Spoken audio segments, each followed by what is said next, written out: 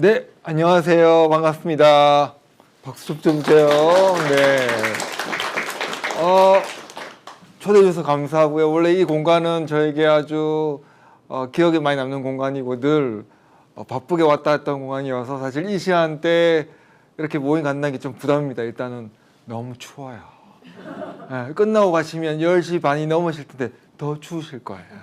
그래서 살짝 그래서 저는 좀 마음이 급합니다. 그래서 조금 타이트하게 진행하면 좋을 것 같아요. 예, 그리고 저도 사실 이 북토크가 처음입니다. 그래서 굉장히 떨려요. 사실은 우리 목사님처럼 진행은 많이 했으나 사회자도 많이 봤으나 제가 주인공이 돼서 북토크 할지 특히 이 자리에 이렇게 앉아가지고 할지는 상상도 못했어요. 그래서 지금 막 죽을 것 같아요.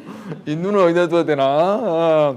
근데 오늘 중요한 거는 일단은 네, 제가 출판사님도 모시고 왔기 때문에 많이 팔아야 된다.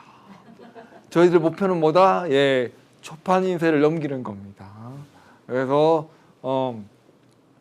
사장님한테도 누가 되지 않고 여러분한테도 누가 되지 않고 그렇게 됐으면 좋겠고요.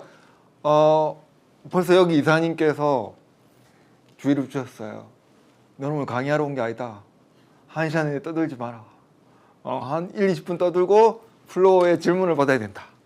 하고 주의를 몇 번 들었는데 그래서 계속 떠들 거예요. 예, 직업병이라서. 그래서 난 궁금한 거 많고 물어볼 거 많고 사인도 받아야 되는데 빨리 가야 되는데 계속 떠들고 있네. 그러면 레이저를 쏘세요. 그러면 제가 중단하고 여러분들 질문을 받도록 하고요. 지금 보면 제가 한 30분 말씀드리고 저는 말씀 안 드리고 그냥 바로 질문 받겠다고 했는데 그런 게 아니다. A가 아니다. 그래서 책에 대해서 소개해드리고 질문 받고 뭐 진행하면 좋을 것 같고요. 그래서 제 목표는 10시 전에 끝내는 걸로 했으면 좋겠습니다. 여기 10시 넘으면 진짜 무섭거든요. 저도 알아요. 그래서 여러분들이 안전하게 귀가했으면 좋겠고요. 이렇게 떠든 저는 김형수라고 합니다. 예, 제 이름은 잘 기억해 주시면 좋을 거고요. 아마 책에 제 이름도 소개되어 있을 거예요. 예.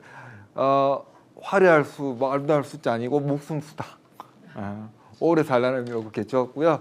그래서 제 이름 기억하실 때는 형수님의 형수라고 기억하시면 잊지 않는다고 계속 제가 써먹고 있습니다. 그래서 제 이름 기억해 주시면 좋을 것 같고 그 에피소드도 책에 잘 기록을 해놨습니다.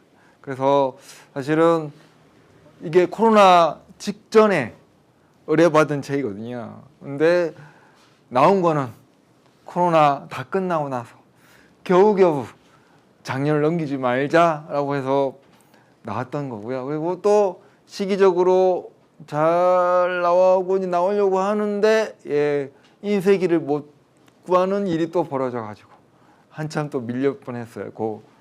한가흥 씨라고 저희들이 제가 번쩍할 수 없는 원래 그래서 저 자기 작가 소개란에 연세대 국문과 이거 안 쓰려고 했는데 출판사 선생님과 제가 한참 고민하다가 넣자. 한가흥 씨 덕 좀 보자. 덕을 받는지는 모르겠어요. 그리고 참고로 학교 다닐 때는 두어 번 만난 적은 있지만 쌓인 책도 없더라. 말씀드리고요. 어쨌든 그런 에피소드들이 있습니다. 이런 에피소드 소개드리면 재밌겠죠. 책 소개는 뭐 여러분들이 다 읽어오셨을 것 같고 그래서 아마 사실은 출판사에서는 1년 내에 책 내라라고 오더를 내리셨는데 4년 만에 나와가지고 지금도 출판사에 앉아 계시면 굉장히 보기 민망합니다.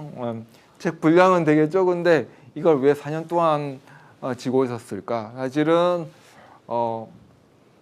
개인 에세이긴 하지만 뭔가 직업적으로 그 기사를 많이 쓰고 루포를 많이 쓰다 보니까 정확해야 된다. 사실에 어긋나면 안 된다. 그래서 절기랑 역사 이런 것들을 많이 뒤적이다 보니까 검증한다고 실제로 뭐 그때 택시값이 얼마고 입학식 날이 언제고 참고로 그렇게 조사하다 보니까 제 생일이 10월 28일이거든요. 선생님 10월 28일 딱 이러면 제일 떠오르는 역사적인 날이 있을까? 아마 여기 조금 90년대를 사시고 기독교 쪽에서 좀 활동하시다 보면 다 아실 것 같은데 91년도 2년도 10월 28일은 뭐가 있었죠? 휴거론이요. 그때 휴거 날짜였어요. 예. 그래서 저는 아무 관심이 없는데 다들 주변에서 너도 같이 가자.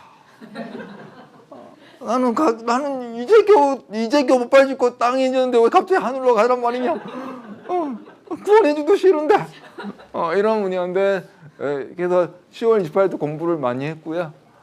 그리고 95년도에 김치찌개 값이 얼마인지, 택시 요금이 얼마인지 아마 책에 나와 있지만 처음으로 대학교 갔을 때 서울역에서 이제 대학교까지 갔을 때 택시 값이 얼마라고 제 일기장에는 얼마라고 썼는데 편집자님하고 저하고 이렇게 검색해보고 계산해봐도 그때 이 택시값이 아닐 거다, 이렇게 작게 나올 리가 없다, 나는 맞다. 예, 그거 검증하는데 한 달 걸린 것 같아요. 검증하는데 한 달 걸린 것 같아요. 예. 그때 제가 서울에 처음 와서 혼자 먹은 메뉴가 그 이화여대 뒷문 쪽에 딸기꼬리라고 유명한 분식집이 있는데 잊어먹지도 않았는데 김치찌개. 근데 그때 가격이 얼마인지 아세요? 2,500원이었어요. 그건 제가 영수증을 갖고 있었기 때문에 검증이 됐어요. 기념비적인 날이잖아요. 제가 서울에서 처음 먹은 첫 끼니까 요건 들고 있어야지 하면서 일기장에 붙여놨더라고요. 그래서 요거는 검증할 필요가 없어요. 2,500원 맞아. 이렇게 저는 좀 글 쓰면서 버릇이, 원래 그 제가 글을 많이 썼던 데가 오마이뉴스가 출범할 때였기 때문에 기자로서 글 쓰는 걸 시작해서 뭔가 좀 이렇게 있어 보이려고 일부러 막 영수증 같은 걸 자꾸 디테일한, 남들이 기억 안 하는 거 있잖아. 그런 것들을 자꾸 기록하는 습관이 있어서 그런 것들을 책 쓰면서 하느라고 좀 변명을 드리자면 늦게 나왔다. 원래는 근데 아마 책을 빨리 써가지고 코로나 때 나왔으면 더 망하지 않았을까 하는 생각도 좀 들어요.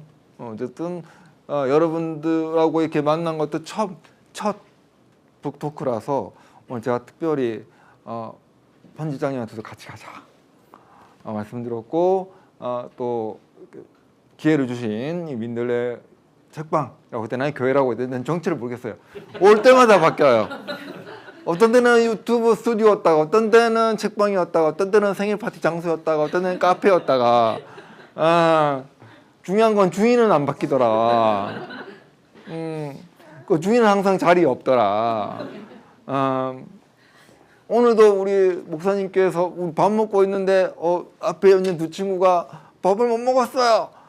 김밥을 막 주문하시면서 5년 전에 나는 피자를 시켜 먹었는데, 우리 발단님들하고 저희가 수업을 했었거든요. 자주 모임을 했었는데 그때도 목사님이 늘 이 자리에 없고 바쁜 척을 하셔가지고, 목사님은 오시면 목사님 피자 먹고 싶어요. 집에서는 엄마가 안 사줘요. 살찐다고. 이럴 때 와서만 몰래 먹을 수 있어요. 이런 것들을 했는데 여전히 5년이 지나도 목사님은 똑같이 어플리케이션만 바뀌었어요. 그때는 전화를 했었는데 우리는 배달의 민족에 시키셔가지고. 그래서 오늘 와주신 당사분도 감사하고, 참고로 여기 제일 무서운 독자가 와 계십니다. 제일 나이 어린 독자가 와 계세요. 제 책을 들고 왔어요. 피폐를 해준다고. 하루야, 참고로 자네가 몇 살이지? 나이는 비밀로 하는 걸로. 어쨌든 제일 어린 친구 와서 감사드리고요. 그리고 혹시 여기서 제일 멀리서 오신 분 있나요? 내가 생각하기에 제일 멀리서 왔다, 이런 분 계실까요? 제주도, 울산, 경기도, 경기도군요. 수원, 다 김포 사람이시군요. 서울, 서울 어디? 강서구 조금 가깝네요. 서울 개포, 강남에 집중하는 게 저희들 꿈인데. 원래 이렇게 해서 제일 멀리 오시면 된 분들 책 주거든요. 그래서 우리 목사님께서 책을 매입한다고 그래서 놀랐어요. 마케팅으로 19권 갖고 오는데 그냥 줘도 되는데 저걸 파시지? 뭐 판다는데 전 좋죠. 많이 사가시길 바라고요. 혹시 나는 10권 사고 싶다, 그러면 바로 주변사님한테 오더 넣으시면 할인율이 크대요. 아까 제가 몰래 물어봤어. 그래서 더 필요하신 분은 매입하셔도 될 것 같고요. 근데 참고로 책이 없지만 더 재밌는 게, 도대체 이 책은 뭐냐? 저희 어머니가 한 달 전에 먼저 한 달 책을 내셨는데 그래서 저희 그 편집자 선생님께서 사실은 말 그대로 통곡을 하실 뻔했어요. 원고 쓴 거는 내가 문제인데 너무 일찍 문제 나오.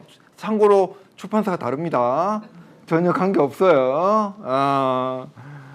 다른 출판사가 그냥 저랑 다른 책 쓰자고 오셨다가 저기 한구탱이 있는 구석탱이 있는 엄마 일기를 발견하고 이건 먹고 들켜가지고 저의 책 얘기는 쑥 들어가고 어머니 책이 내 어머니 책이 빨리 나온 이유는 뭘까요? 어머니 책은 일기거든요. 그래서 쓸 시간이 필요가 없죠. 어머니 동의만 구하면 됩니다. 어머니 동의는 구하기 참 어려웠어요. 그래서 꼬셨습니다. 어머님 인세가 셉니다. 돈을 벌 수 있습니다. 그래서 재미로 말씀드리면 어머니가 저를 키웠을 때 얘기랑 제가 이 책 쓸 때 초등학교 얘기랑 같은 사건들이 있겠죠. 그런데 다른 해석들이 있습니다. 그래서 참고로 보시면 되고 우리 편집자 선생님께서 굉장히 고생했지만 어머니는 이 사건에 대해서 이렇게 사실을 적시했는데 저는 다르게 기억하고 있는 게 있거든요. 요거 비교 분석해서 찾아주신 분에게 너는 엄마 책에는 이렇게 돼 있는데 네 책은 다르게 돼 있더라. 뭐가 사실이고 이런 거 발견해 주신 분에게 특별히 제가 또 작가로서 상을 드릴 수도 있고요. 그리고 제일 무서운 독자가 누군지 아시죠? 다 읽고 제가 책 나오자마자 드린 선배님이 있는데 그 제주도에 계시는 이한열 기념관의 관장님이셨어요. 이제 은퇴하셔가지고 계셨는데 제 책을 어디서 구입하셨나 봐요.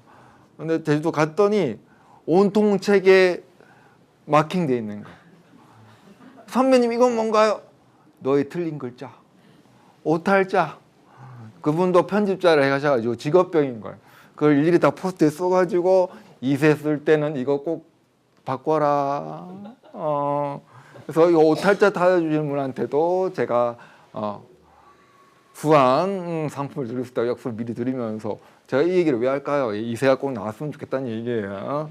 그리고 이세 때 지금부터 저도 머리 아프게 쳐다보고 있거든요. 우리 작가님께서 편집자께서도 몇 번 오탈자 없지? 사실에 부합했지? 전 자신만만하게 한 15번 본 것 같거든요. 교정을. 둘 다 전공이 그쪽이니까 용납할 수 없다 이래 봤는데 결정적으로 제 책에 나온 그 저를 대학교한테 환대했던 친구가 막 나올 거예요. 저는 헷갈려가지고 효진이라고 썼거든요. 우리 출판사 선생님하고 효진이었는데 나중에 그 친구가 전화가 왔어요. 나 효진이 아니고 효신이야. 그래서 또 편집장님한테 등짝을 또 10대는 맞고 10대는 맞고 그런 게 있습니다. 그래서 그런 것들을 찾아보시면 근데 또 너무 또 여기에 붙여가지고 이거 표준어 표현이 아니잖아 이러시면 문학적 재미는 또 사라집니다. 제가 경상도 사투리와 제주도 방언들은 좀 넣었거든요. 그래서 제주도 사투리가 바다로 뭐라고 하는지 아세요?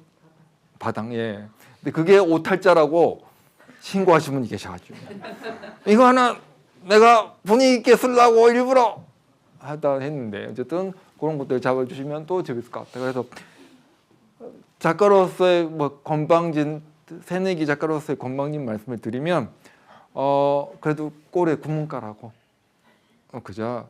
몇 가지 숨겨진 의도가 있습니다. 잘 보시면 그리고 그러나 그래서 이런 접속사 거의 없을 거예요. 찾으시면 이것도 상 드릴게요. 그리고 개인적으로 고백하는데 제 글은 굉장히 만연체입니다. 중원, 부원 막 이런 만연체인데 원래는 글 쓰면 그거 다 잘라내거든요. 편집자 되면. 이 쓸데없는 말에서 나는 절대로 편집당하지 말아야지. 절대로 드러내지 말아야지. 제가 그 짓을 많이 했어요. 책 저도 많이 기획해보고 내본 사람이라서 뭔가 편집당하기 싫은 거예요. 최대한 해야지 했는데 나온 거 보니까 한 절반은 드러내신 것 같아요. 절반은 드러내신 것 같은데 어쨌든 그래서 조금 더 현장감 있게 스피드하게 그리고 가장 큰 의도는 기존의 장인 당사자가 쓴 책들처럼 너무 식상하게 너무 감동적이거나 너무 뻔하게 쓰지 말자라는 게 원래 제 의도였어요. 근데 그게 잘 됐는지는 모르겠고요. 그리고 뭐 제 원래 글 쓰는 스타일은 부사어에 목숨 거는 스타일입니다. 부사어에 목숨 거는. 이 여러분들은 잘 모르실 텐데 이 사건에서 어떤 묘사를 해야 잘 맞을까? 그리고 이제 전공자의 모든 특기 한 번 나온 단어는 두 번 쓰지 않는다.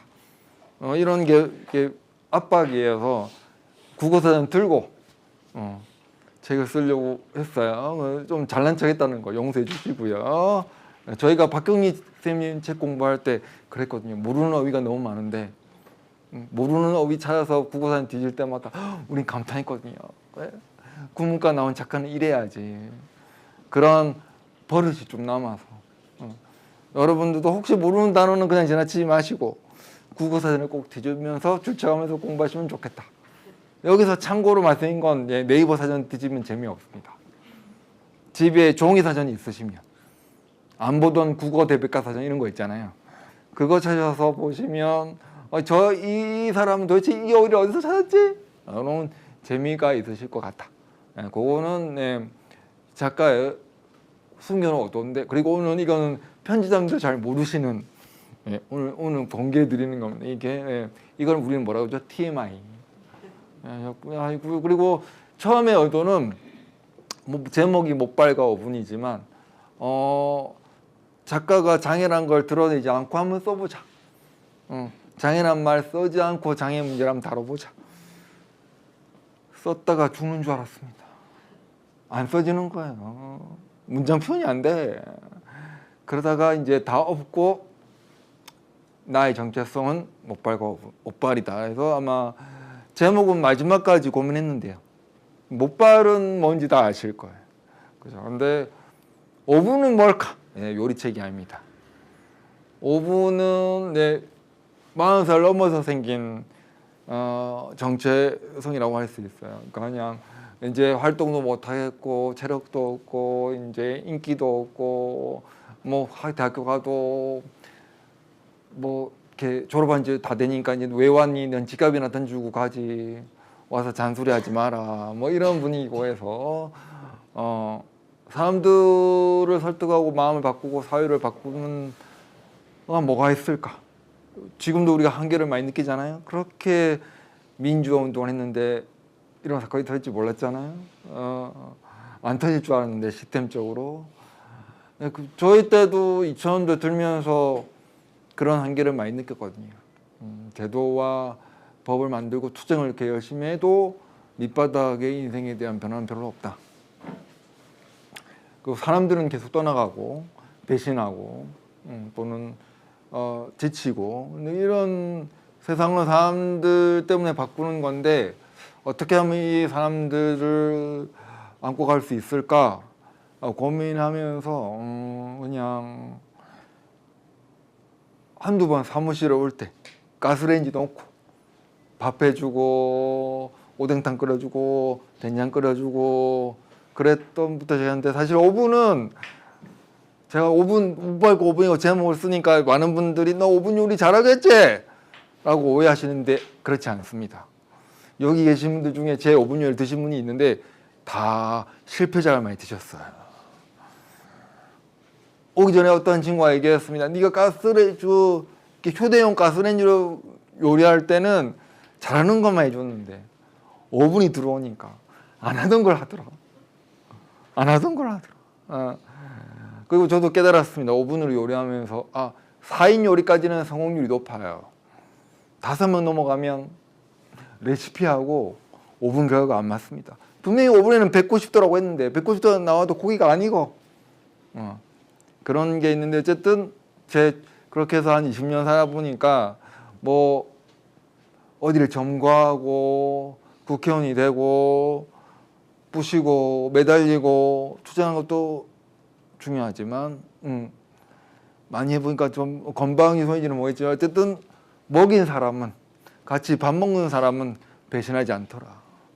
글로 뭔가를 배우고 이념적으로 뭔가를 배우고 뜻을 같이 하는 사람들은 꼭 나중에 변심하거나 뜻을 달리하거나 등을 돌리거나 이런 경우가 있지만 같이 배고팠을 때 같이 밥 먹은 사람들은 등짝에 칼은 꽂지 않더라. 그래서 일단 배고픈 사람을 밥 먹이자. 그래서 마지막까지 제목을 고민하다가 근데 이런 개인 에세이는 제목이 뻔하거든요. 아주 카피를 잘 뽑지 않는 이상 뭔가 주장했거나 그런 글들인데 사실은 정서적으로는 이렇게 몰입이 되는데 이미 어머니 책에서 정서적으로 파워 센 말을 뽑으셔가지고 저희 어머니 책 제목 이길 수 있는 말이 없어요.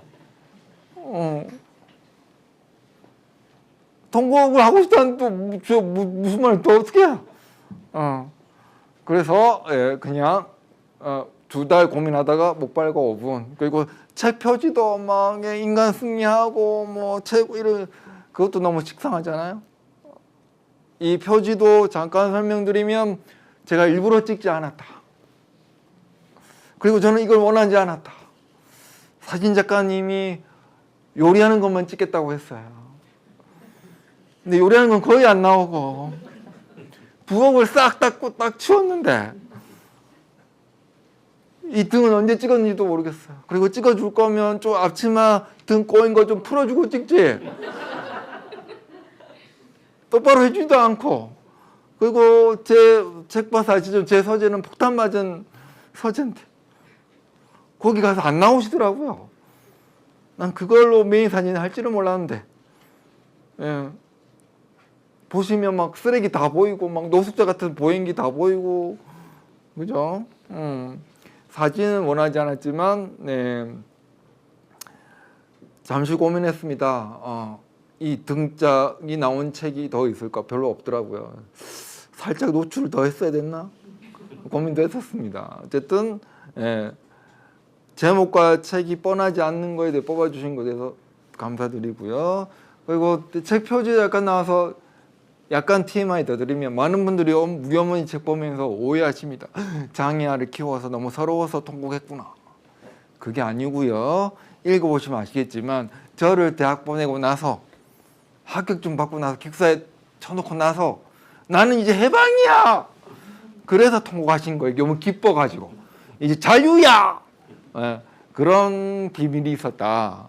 그래서 제 2권을 연달아 보시면 저희 어머니 책은 제가 태어날 새벽 4시부터 95년도 2월 27일까지가 저희 어머니 주된 일기고요. 제 책의 내용은 그 이후에 에피소드 2 그러니까 연달아 보시면 도움 되겠다 말씀드리면서 제가 준비한 비하인드 스토리 이것까지는 여기까지고요. 그리고 여러분 만나기 전에 뜨문뜨문한 친구들이 책에 대해서 질문 던졌던 거는 다 답변 드렸던 것 같고요. 그래서 30분이 지났습니다. 이제 여러분들하고 한번 자유롭게 얘기해 보면 좋을 것 같아요. 혹시 여러분들이 책 읽으시면서 궁금하시거나 얘기하고 싶은 거나 더 여기는 잘 이해가 안 돼요. 속 깊은 얘기가 있을 것 같아요. 라든가 아니면 아직 책을 안 읽으신 분도 많이 있을 것 같아요. 뜨끔해하지 마세요. 괜찮아요. 저도 아직 제가 쓴 책이지만 끝까지 안 읽었어요. 그거 앞으로도 안 볼 거예요. 지긋지긋하거든요. 지긋지긋해요. 앞으로 볼 생각이 없어요. 그래서 2세 오탈자도 여러분한테 맡기잖아요. 정말 누구는 오해하셔가지고 새 책 나왔으니까 품에 안고 갖다 버리고 싶어요. 너무 힘들어가지고. 그래서 사실은 저도 잘 모르지만 제 책도 그렇게 품에 안고 자지는 않지만 혹시나 여러분들이 여러 가지 궁금하시거나 이해가 안 되거나 문맥상 이건 좀 아닌 것 같아요 라고 알고 있으면 얘기하셔도 되고요. 또는 뭐 다른 얘기 더 궁금하신 거 물어도 되고요. 책에 나오는 그 주인공이 누구냐, 실명 그 사람이 누구냐, 여기 그 책에 나왔던 실명자 몇 분 또 이 자리에 계시기 때문에 사실 확인해 드릴 수도 있어요.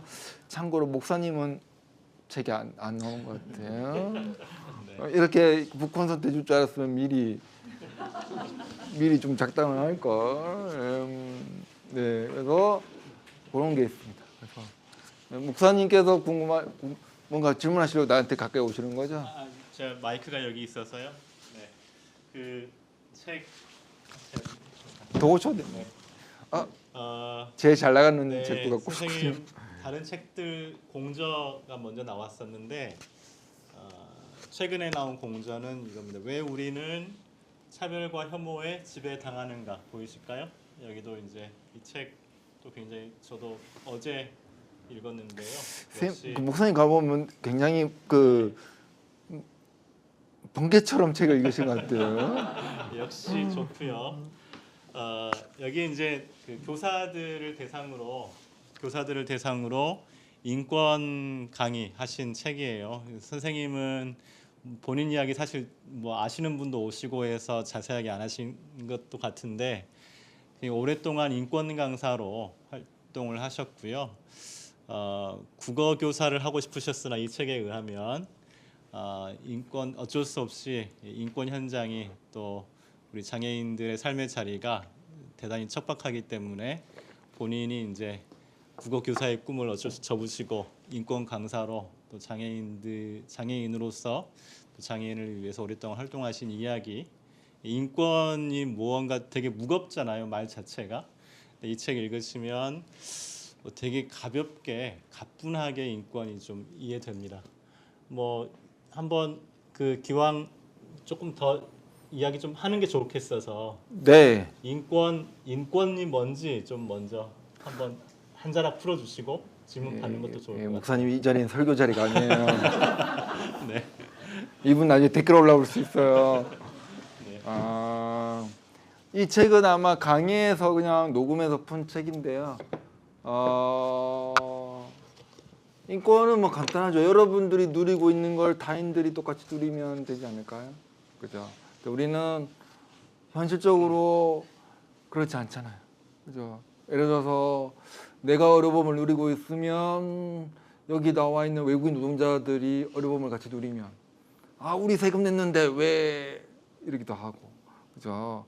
나는 똑같은 노동을 받고 있는데 외국인 노동자들이 좀 더 비싼 인건을 받으면 가난한 나라에서 왔는데 왜 라든가 하고, 그죠? 또 비장애인들은 마음대로 지하철 타고 출퇴근하는데 15분 걸리지만, 그럼 장애인도 똑같이 출퇴근하고 싶어요. 15분 걸리게 계단으로 갈 때 엘리베이터를 위하여 무서운 리프트 말고 우리도 제대로 타고 싶어요 라고 하면 그 말이 맞다고 나와야 되는데, 우리 사회는 장애인이 왜 아침에 바쁜데 튀어나와, 그죠? 여러분들은 미용실 가거나 헬스장 갈 때 여기 위험해요 들어오지 마세요 얘기는 안 듣잖아요, 그죠? 근데 장애인, 저 같은 장애인도, 저같이 인권 활동하는 사람들도 은평구에서는, 제가 이사 간 지 3년째인데 많이 거부당했거든요. 그럼 어느 미용실을 가야 날 거절하지 않지? 거절하는 게 차라리 나가세요 하면 싸우기 편해요. 근데 위아래로 훑어보면서 보호자는 없나요? 까진독이 용서해 줄마에 얼마나 두려우면 그러겠느냐. 제일 기분 나쁜 게 분명히 안에서 머리 깎고 있고 손님도 받았는데 따라 들어가는데 예약이 다 찼대. 가게가 끝났대. 이런 비겁한 게 더 짜증나긴 합니다. 차라리 장애인 재수 없어서 소금 뿌린다. 차라리 괜찮아. 어릴 때는 그랬거든요. 근데 그거는 비장애인들은 안 겪는 거잖아요. 여러분들이 스타벅스 갈 때 나는 커피를 못 드니까 누구한테 부탁해도 되나? 그런 고민 안 하시죠. 그죠? 어디 갈 때 턱이 있나 없나 안 하시죠. 그리고 어디 갈 때 자폐인 친구하고 데리고 갔는데 부산스럽다고 나가라고 그러면 어떡하지? 눈치 안 보시죠. 그죠? 근데 40대 아저씨들이 더 시끄러워요. 어린이보다, 발달장애인보다. 그죠? 진상님은 비장애인들이 더 많아요. 근데 우리 40대, 50대 단체 손님들은 아무리 진상해도 두려움이 없습니다. 쪽수의 힘으로 차별하지 않거든요. 그죠? 그런 것들로 차별을 이해하시면 좀 이해가 쉬우신데, 나보다 어려운 사람, 힘든 사람이면 이게 서비스는 좋아지는데요, 동등해지지는 않습니다. 그리고 여러분들이 어느 순간까지는 장애인들 배려해야지, 장애인들 도와야지. 근데 장애인들의 시설이 우리 집에, 우리 아파트에 들어온다, 우리 이웃이 된다 그러면 땅값 떨어지지 않을까? 그 현실의 벽을 어떻게 뛰어넘을 것인가가 그때부터 차별의 시작입니다. 그래서 저는 이런 재미있는 현실을 얘기하고 있습니다. 참고로 장애인 특수학교 지으면 땅값이 올라요. 땅값이 올라요. 왜 오를까요? 일단 거기 부모님들이 학교 끝날까지 앉으셔가지고 식사를 많이 하시고 카페에서 노시거든요. 상권이 살아나요. 그리고 그 경찰관들도 보안이 걸리니까 2번 돌아요. 1번 돌고. 특수학교 근처에 범죄율이 현저히 낮습니다. 그래서 여러분들이 땅값 떨어진다고 난리 피시는데 땅값 떨어진 적이 없어요. 땅값 떨어진 적이 없어요. 그러니까 근데 우리의 차별과 편견은 다 뭐다? 우리의 공포에서, 마음에서 만들어진다. 근데 이거 바꾸기가 참 쉽지 않더라. 바꾸는 건 뭐다? 발달장애인이 만들어주는 커피 한번 내려 먹으면, 그죠? 발달장애인 한번 요리해 줘가지고 한번 얻어 먹으면 삶이 바뀌더라. 그래서 저도 한번 요리했던 것이 합니다. 차별을 가장 많이 없애는 방법보다 먹이는 거다. 그래서 어릴 때는 굳이 제가 안 해도 되는데 경비실에 가가지고 아저씨 요거 제가 좀 갖고 왔는데 드세요. 목발 짚고 와서 다 흘리고 있는데 탕수육 엄마가 사줬는데 드세요. 그럼 그분들이 나중에 처음에는 여기에 왜 주차하시는 거 이랬다가 그렇게 한번 먹여드리면 여기가 휠체어 타고 목발 타고 주차해야 돼요. 막아주시더라고요. 얻는 결론은 장애인 입장국을 지키려면 아파트 분여원도 굉장히 중요하지만 경비 아저씨한테 2가지만 잘하면 된다. 뭐 꼬박꼬박 인사 잘하고 존댓말 쓰고 밥 먹고 왔을 때 한마디만 물어보면 돼요. 식사를 하셨는겨? 물어보면 그분들이 철저하게 장애인 입장 우연 지켜주더라. 자, 이렇게 생각하시면 아마 차별에 대해서 우리가 어떻게 현실의 문제, 동정을 구하고 뭔가 여유가 있을 때 베푸는 건 쉬워요. 그런데 내가 뭔가 이해관계가 갈렸을 때, 그죠? 장애인들의 이동권을 위해서 지하철 요금 좀 더 낼래? 이런 얘기 들었을 때, 당연히 더 세금 더 내야지. 라는 마음이 드는 데까지 가기가 참 어렵더라. 근데 그렇게 가야 여러분들이 중도에 내가 장애인 됐을 때, 그죠? 내 자식이 장애인 됐을 때 좀 여롭지 않을까요? 그래서 저는 장애인 문제, 인권 문제가 어떤 동정이나 시에는 출발할 수 있지만 그 외에는 사회 공동체로서 네가 차별받으면 그럼 나도 언젠간 차별받겠구나. 나의 차별을 막기 위해서 내가 조금 부담스럽고 힘들고 좀 무섭고 짜증나지만 고려해 볼게 라는 어떤 공동체 의식을 꼽히는 게 중요하지 않을까. 15분짜리 짧은 강의였습니다. 강의 안 시킨다면서요. 제가 그 얘기 미용실 이야기도 하셔서 이 목발고 5분 마지막 부분인데요. 저희 222쪽, 223쪽 조금 긴데 읽어드리고 싶어서 제가 읽겠습니다. 내 몸과 장애를 온전히 드러내야 하는 동네 헬스장이나 미용실의 첫 고객이 되는 데에는 많은 용기가 필요하다. 손님임에도 불구하고 가게 주인들에게 나는 늘 안전하고 독립적이며 매너가 좋아서 다른 손님의 민원을 일으키지 않고 가게 경영에 방해되지 않을 사람임을 증명해야 한다. 대부분의 사람들은 자신의 만족과 욕망을 위해 검색을 할지언정 차별과 혐오, 배제를 당하지 않기 위해 눈치를 보는 경우는 거의 없다. 나는 싸우거나 문제 제기를 하기 위한 인권 활동가가 아니라 그냥 마실 나온 동네 주민으로서 문전박대를 당하지 않고 지불한 비용만큼 존중을 받기 위해 사전에 접근성을 조사하고 후기와 별점을 찾아본다. 그러나 구산동으로 온 지 1년 만에 계단 드높은 미용실 3군데를 지나고 그나마 야트막한 계단 1개를 등반하여 두드린 미용실마저 내 목발을 보는 순간 문 닫을 시간이라고 말한다. 이 책 중에 있는 마지막 제가 그렇게 부분에 멋있게 있는 문장을 썼단 말이에요. 제가 이렇게 밑줄 그면서 읽었잖아요. 네, 인권이 이렇게 복잡한 개념이 아니고 비장애인들이 미용실을 골라서 갈 수 있는 것처럼 우리 장애인들도 미용실을 골라서 갈 수 있는 남은 미용실 가는 게 아니고 그게 인권이다 이렇게 뭐 이 책을 인용해서 표현하면 말할 수도 있을 것 같고요. 그 김용수 선생님 또 공저 중에 제목이 제목 아주 잘 뽑으셨어요. 나는 나쁜 장애인이고 싶다. 예. 선생님 여러 사람이 쓴 공저인데 선생님이 쓰신 제목으로 이게 이 책 전체 제목을 삼았는데요. 이게 제목은 이렇게 쓰셨는데 되게 착하죠. 경비 아저씨한테 탕수육도 갖다 드리고 인사도 꼬박꼬박 하고. 요 제목 좀 궁금한데 이 책 속에서도 이제 그 피터팬 이야기 하시면서 왜 우리는 피터팬 하면 피터팬이 얼른 떠오르고 또 팅커벨 좀 떠오를 수 있고 뭐 저는 좀 그렇거든요. 근데 우리 김용수 선생님은 전혀 의외의 인물을 떠올리셨어요. 한번 좀 네. 네, 참고로 이 책은 마음 아픈 책입니다. 아무리 책이 많이 팔려도 인쇄가 안 들어옵니다. 그때는 계약 관계를 잘 못해서 그냥 원고로 15만 원 받고 끝인데 이 3인 책은 계속 팔리고 있어요. 지금 나한테 오는 건 없다. 그런 거고, 그리고 대학교 3학년 때 쓴 책입니다. 그리고 3학년 때 이 책을 쓴 이유는 이제 그때 큰 주제가 지금처럼 우리 안에 국가주의, 파시즘, 극우 뭐 이런 거였어요.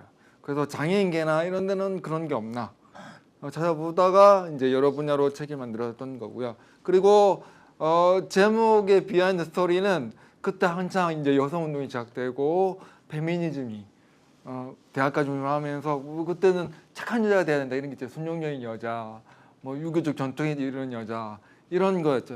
우리 90년대 때는 사실은 유아여대 친구들이 길거리에서 담배 피우는 투쟁도 있거든. 담배도 못 피게 하니까. 여자가 무슨 담배, 요즘에 이거 상상할 수 없죠. 그래서 피든 말든 남한테 피해만 안 주면 되지 이런 분위기인데 그때만 해도 그래서 그때 여성운동 쪽에서 난 나쁜 여자가 되고 싶을 거야 라는 게 유행했었어요. 그걸 옆에서 잠깐 보고 있다가 저 괜찮네 뺏긴 겁니다 사실은. 뺏긴 거고 사실은 여성들보다 오히려 더 장애인은 우리가 지금도 많은 분들이 하잖아요. 다운 증후군 친구나 잘생긴 자폐들 보면 천사예요. 너무너무 착해요. 제가 알고 있는 다운은 착한 다운 본 적이 없어요. 제가 알고 있는 다운은 저의 모든 초콜릿을 다 뺏어간 친구도 많기 때문에 이런 놈들이 천사라고? 저는 동의할 수 없었거든요. 근데 우리가 거기에 프레임을 더 씌워놓은 거죠. 그리고 사실은 지금 전장현도 욕먹고 있지만 옛날에는 뭐 만들어줘서 감사해요 이랬는데 이젠 지하철 맞고 그죠? 사람들 두려움이 떨잖아요. 어쨌든 그때는 근데 90년대 때는 막 전장현처럼 지하철 막아도 저 착한 장애인이 오죽 답답했으면 지하철을 막겠노 만들어줘야지 이런 분이었는데 사실 그게 정말 듣기 싫다. 우리 안 착한다. 우리 에너지가 없어서 지금 착한 척할 뿐인데 조직이 안 되니까 지하철 다 못 막으니까 4월 20일만 나왔을 뿐인데 그랬는데 너무 그런 전통적인 편견에 좀 이렇게 뭔가 거부하고 싶어서 나는 나쁜 냐고 싶다 한 분들이 있었거든요. 뭐 대통령 저희가 지리산 같은 데 가도 아우 장하다 뭐 이게 많이 듣잖아요. 그리고 뭐 저는 특히나 그런 얘기를 많이 서로는 아닌데 나 집에 불 지르고 싶은데 학교도 불 지르고 싶은데 내 라이터를 이렇게 먹혀가지고 불 못 지르는 건데 나도 가출하고 싶은데 가출할 수가 없어. 뭐 이동권이 있어야 가출하지. 근데 우리 형 비장애인 친구들은 엄마 아빠가 뭐 싸우면 날 버리고 가출을 하시는 거예요. 그러면 엄마 아빠가 싸워가지고 뭐 계란 깨지고 뭐 집안이 날리면 내가 다 치워야 돼. 내가 치워놓으면 형이 와요. 평화롭게. 정말 싫었거든요. 그래서 그런 구조적인 착함이 너무 싫었다. 착해야 살아남을 수 있으니까. 그죠? 그래서 거기에 저항구자 얻는 이름이고요. 사실은 에피소드 하나만 더 말씀드리면 저희 때는 활동 지원 서비스나 이런 게 많이 없어서 이제 뭐 병원 같은 데 가고 어디 놀러 가면 이제 주위에 다른 어머님이나 다른 어른들의 보살핌을 받아야 되잖아요. 그죠? 일단 그러면 네, 얌전한 척을 해야 돼요. 되게 착한 척을 해야 돼요. 얼굴 잘생긴 척을 해야 돼요. 일단 뭐 짜증내거나 욕하면 안 돼. 그러면 아이고 아줌마들이 어머 아버님들이 아이고 있잖아 하면서 두 번째가 있어요. 꼭 그 전날 유명한 드라마에서 주인공이 죽는지 사는지 앞으로 어떻게 여기가 전개되는지 얘기를 알고 있어야 돼요. 왜냐하면 어르신들이 막 나 돌보다가 막 물어보거든요 저한테. 야 그때 그 전날에 뭐 모래시계 주인공은 죽었나? 얘기를 잘해야 뭘 얻어먹을 수가 있어요.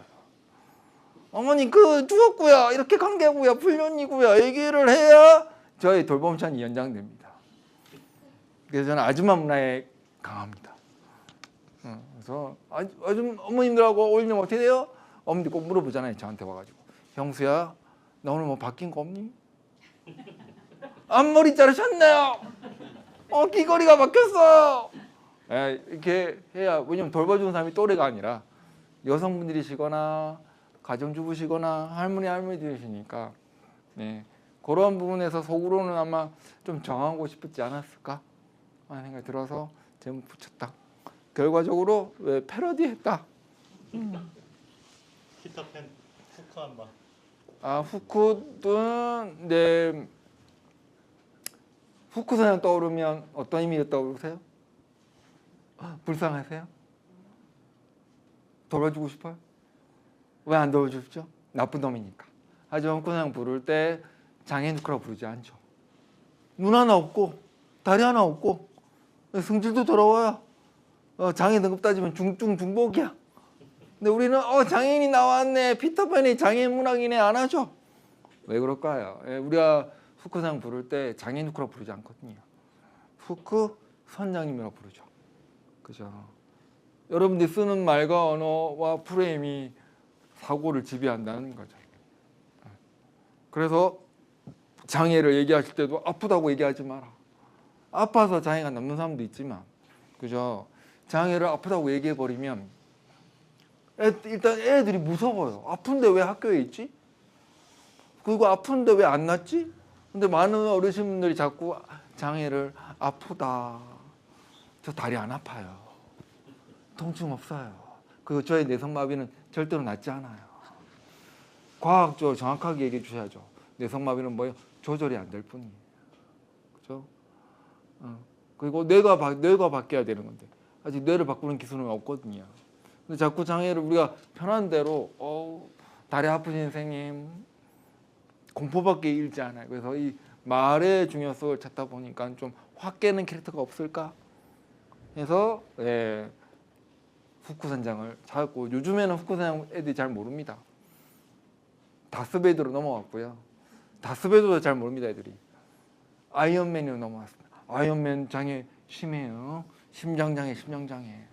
심장에 자석이 없으면 죽어요. 근데 멋있잖아요. 왜? 슈트발. 그죠? 마블 영화에 나오는 모든 영웅들은 다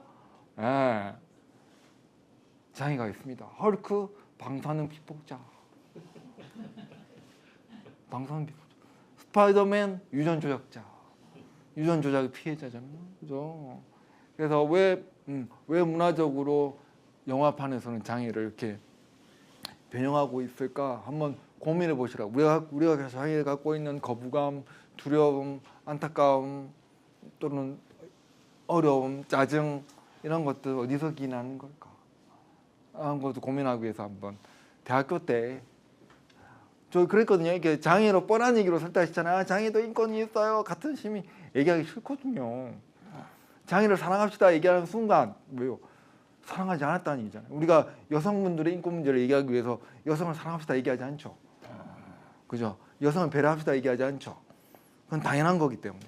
근데 왜 장애 문제는 맨날 몇십 년 동안 배려해야 되고 이해해야 되고, 이해한다고 해서 고용이 늘어나지 않거든요.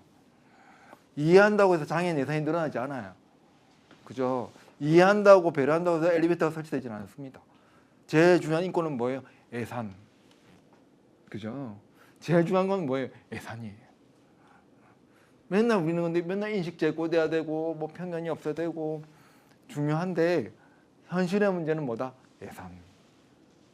제도, 저 강제하는 것들아, 그런 것들 끌고 오고 싶어서, 근데 그걸 좀 부담스럽지 않게 얘기하고 싶어서 문화적으로 피터팬을 끌고 왔다. 피터팬은 또 자기가 있죠. 성장장애. 11살에 머물렀잖아요. 근데 피터팬을 이기는 성장장애 캐릭터가 있습니다. 혹시 아시나요? 명탐정 코난. 20년째 지금 초등학교 2학년에 머물러 있어요. 그죠? 그리고 2년째 맨날 살인 현장에 있어요. 여러분들이 아동인권에 민감하다면 그 살인 현장에 초등학교 2학년짜리가 맨날 등장해도 되나? 이거 신고하셔야 됩니다. 그죠? 근데 우리는 둘이 잘하네!로 빠져있죠. 이런 재밌는 얘기 해보려고 피터팬을 갖고 왔습니다. 이건 예상치 못한 질문인데. 네, 제가 조금 설명을 좀 더 해주셨으면 좋겠어서 제가 질문을 더 했고요.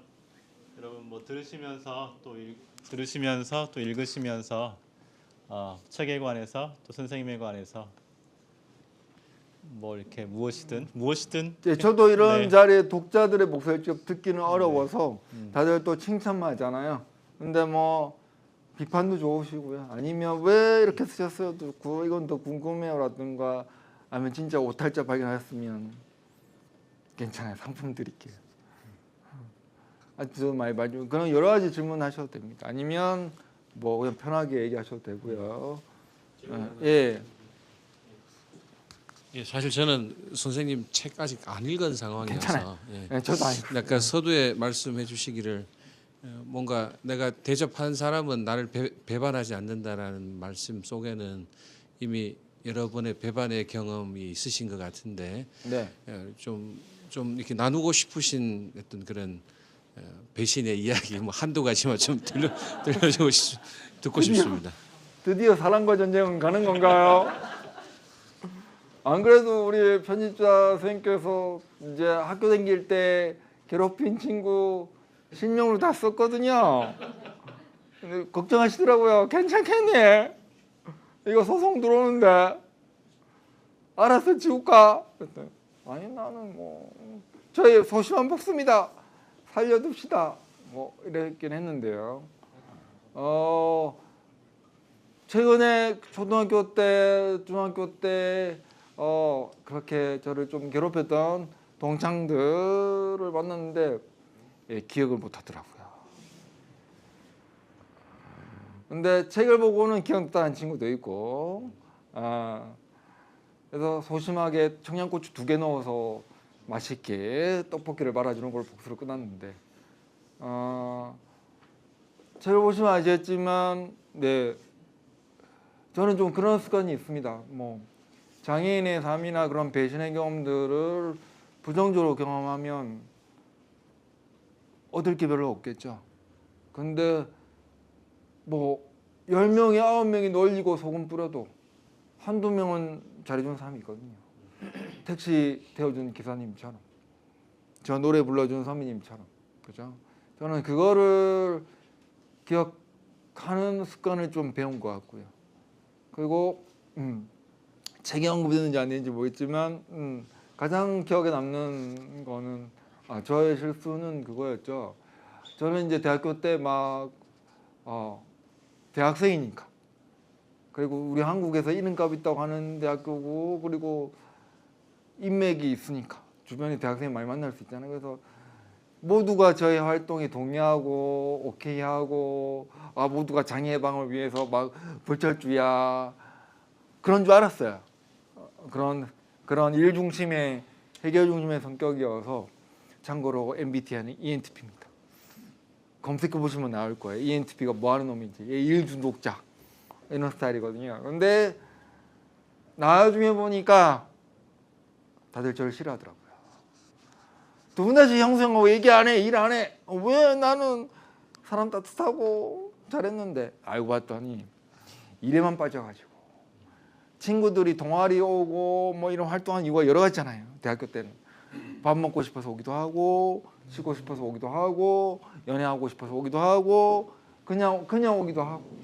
근데 그 강의 끝나고 힘들게 뭐 장애 문제 도와주겠다고 왔는데 밥 저쪽 구하면서 왔는데 저 도와주겠다고 그래서 밥 먹자 형성 얘기를 하는데 밥은 무슨 밥이고 지금 세상이 지금 장애인들이 쓰러져 가고 있는데 집회 가자.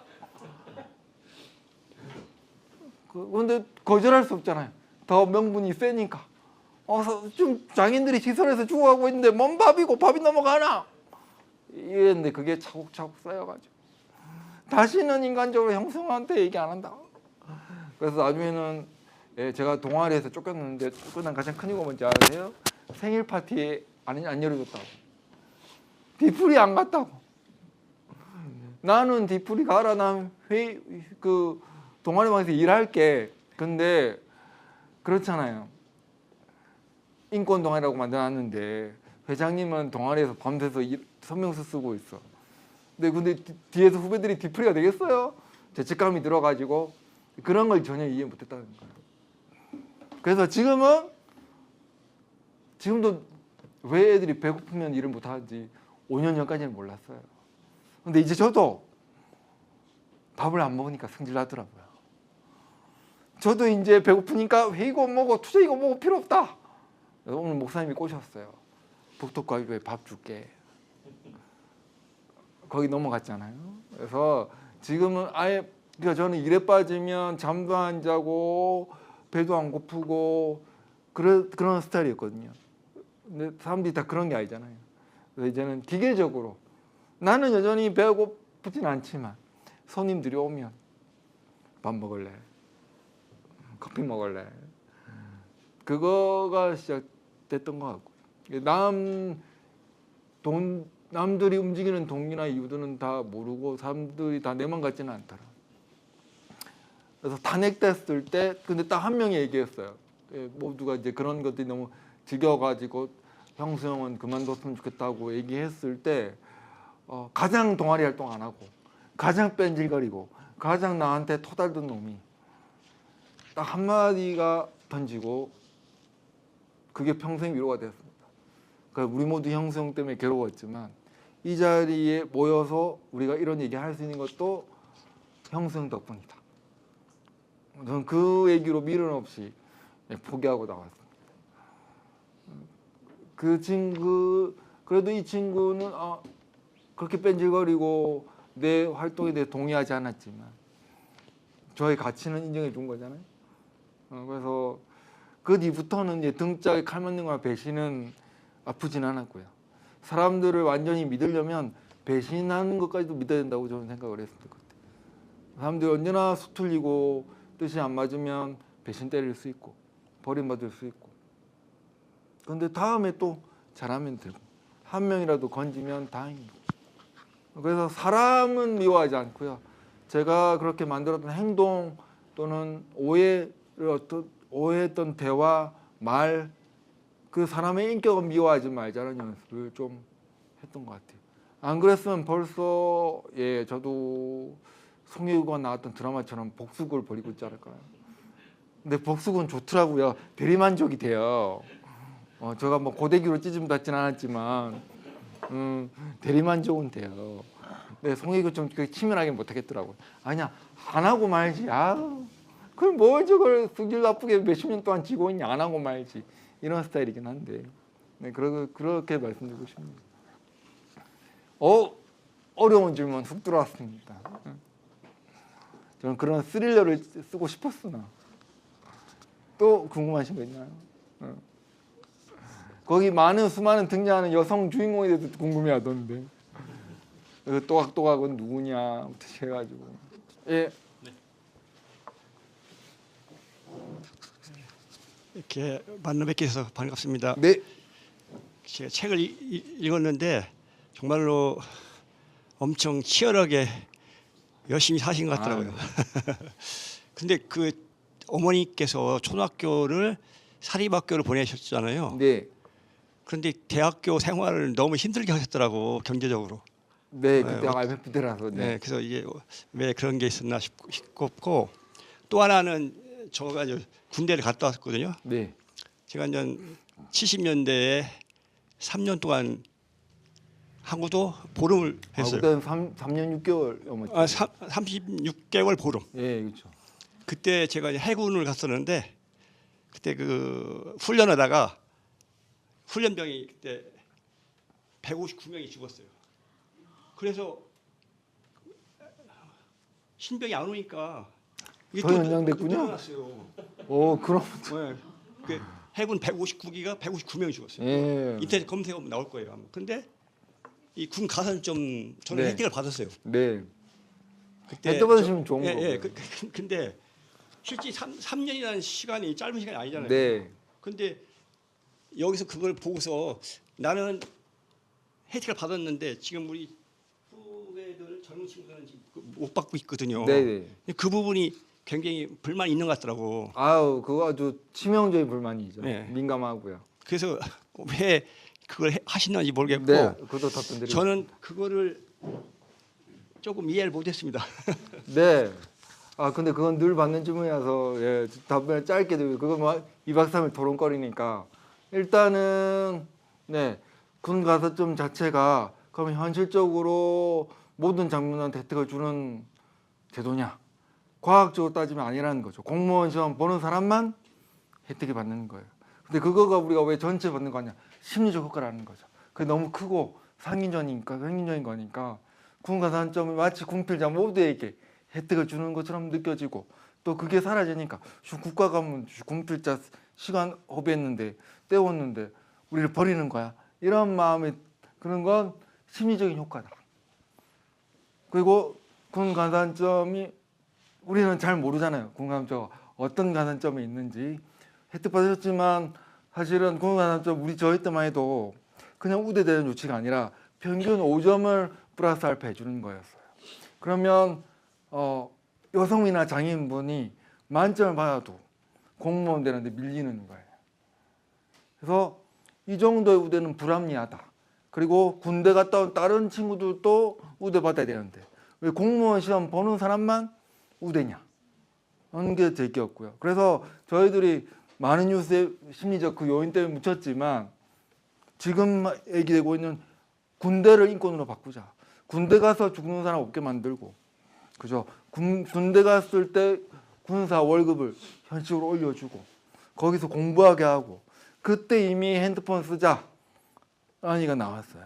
그래서 저는 군 가산점체가 마음으로는 많은 군대 간 젊은이한테 우리를 투자 안 해주는 거야. 억울함을 드러낼 수 있지만, 정치적인 거 빼고 들여다보면, 이거는 정치인들이 싸게 돈 안 들이고 장병들 마음 살라고 만든 제도다. 차라리 그런 우리가 욕을 먹을지언정 이걸 좀 현실적으로 과학적으로 제대로 된 걸로 바꿔보자. 그래서 제발 군대 가서 맞아 죽고 총 맞아 죽고 그런 사람 없게. 자꾸 북한하고 싸워서 죽으면 영광이라도 되는데 지금도 따져보면 군대에서 맞아서 죽고 사고로 죽고 그런 애들이 더 많거든요. 전쟁 해가지고 싸워서 죽는 사람들은 10분의 1도 안 됩니다. 그래서 그걸 좀 바꾸고 싶었던 게 제일 큰 거고요. 그래서 사실 영리를 건드린 거죠. 군 가산점을 건드려야 이게 될 거야. 그리고 이렇게 와 뜨겁게 토론해 주셔서 감사해요. 많은 분들이 아직도 거기에 불만 있는 저를 이대생으로 알고 있는데, 그죠? 제 이름만 이제 헌법칙이 나오는데 이렇게 좀 현실적으로 받고 싶은 부분들이 있었다. 그래서 사실은 우리가 하고자 하는 방향은 모병제입니다. 군대를 나오면 월급도 많이 받고 사회적 인식도 받고 그래서 미국처럼 제대로 된 침대에서 TV 보면서 지금처럼 막 이 나오는 침상에서 몇십 명씩 있고 뭐 수해 때 복구하다가 빠져 죽고 이런 것 말고 제대로 군대 바꾸자 해서 그거를 바꿀 수 있는 큰 제도가 이슈를 받고 있는 게 군 가산제지 아닐까. 그래서 저희는 끊임없이 그 밑에 있는 우대하는 다른 조치를 얘기했는데 이게 단어 자체가 군 가산제 이게 너무 크다 보니까 그게 여성과 남성의 싸움이 됐던 부분이고 저는 그걸 좀 중화시키려고 아니야 군대 갔다 온 너희들을 위한 제도로 만들어 줄게 라고 설득을 계속하고 그게 아마 사실은 위헌 판결 안 날 거로 생각했거든요. 우리가 그 분당구 갔기 때문에 근데 우연히 나가지고 그때 저한테 연락 왔어요. 그때는 인터넷이 발달 안 되는 시기도 불구하고 장병들이 너무 흥분하니까 위험하니까 숨어라, 참아라. 근데 지금도 가끔 제 댓글에 올라옵니다. 군 가산점 위원성에서 뭐 사상이 나아졌나요? 편해졌는가요? 저는 열받는데. 아직도 군대가 그렇게 인권적으로 나아지지 않았다. 그래서 제 꿈은 여러 가지 제도를 바꿔서 힘들고 어려운 사람이 군대만 가면 안전하고 뭔가 자기가 지위가 올라가고 그런 군대 만드는 게 그 출발점이 아니었나 생각이 들고요. 그래서 군대 가서 억울하게 죽거나 부상되거나 인권 침해가 없도록 하는 게 출발점이 아니었는가 생각이 듭니다. 아마 그 부분은 여성분들이나 군대 안 간 미전역자분들도 다 동의할 거예요. 세금 군대 갔다 오는 거에서 세금 더 내주는 거, 어려움 더 내주는 거, 국민연금 더 내주는 건 동의하는데 그거는 사실 물밑에서 더 혜택이 큰 거에도 불구하고 군 가산점은 우리나라에 제일 민감한 문제 합격, 그죠? 시험 이 상징이 갖고 있는 것 때문에 우리가 너무 서로가 전쟁 난 것 같아요. 그래서 남자분들이 군대 가는 거 힘든 거 모르냐? 여자분들 뭐라 그러죠? 임신하는 거 힘들잖아. 해결이 안 되는 거죠, 그죠? 둘 다 올라가야 되는 문제인데. 그래서 저는 그런 부분에서 제가 좀 양쪽에서 칼을 맞겠다. 맞겠다라고 좀 했던 것 같고요. 이렇게 뜨겁게 논쟁 좀 불러껴줘서 감사하고. 근데 점점 우리 모병제로 가고 있죠. 아마 이제 로봇가 싸울 것 같아요. 그래서 그런 부분에서 좀 더 인권적인 군대 만드는 것에 또 관심을 가져주시면 더 좋겠다. 감사합니다. 접경 지역 김포에서 우리가 안 그래도 오늘 애기봉 얘기하고 왔는데. 네. 먼저 그 좋은 책을 써 주셔서 고맙습니다. 한 편 에세이를 쓰셨으니까 작가님이라고 불러도 될 것 같아요.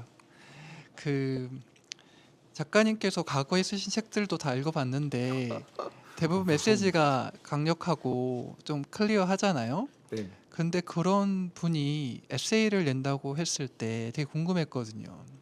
그래서 어떤 계기로 에세이를 쓰기로 했을까? 그리고 어떤 독자가 읽어줬으면 좋을까? 이 부분이 좀 궁금합니다. 뭐 출판사가 쓰라고 했다라고 하는 건 안 됩니다.